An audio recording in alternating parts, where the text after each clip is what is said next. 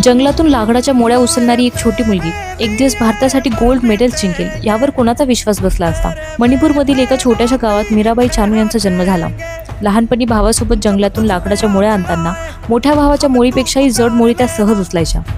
भारताच्या दिग्गज वेटलिफ्टर कुंजराणी देवी यांना आदर्श मानत त्यांनी वेटलिफ्टिंगमध्ये पाऊल टाकले. 2016च्या रिओ ऑलिम्पिक्समध्ये त्यांना एकही यशस्वी लिफ्ट करता आली नाही. हा त्यांचा आयुष्यातील सर्वात मोठा धक्का होता.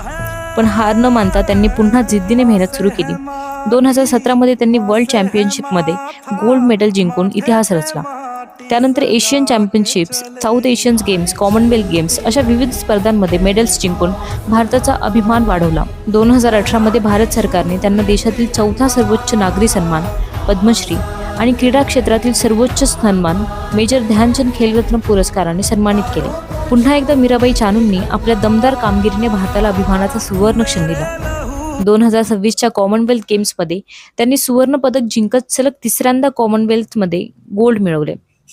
या आहेत मीराबाई चानू, एक प्रेरणा आणि भारतीयांचा अभिमान.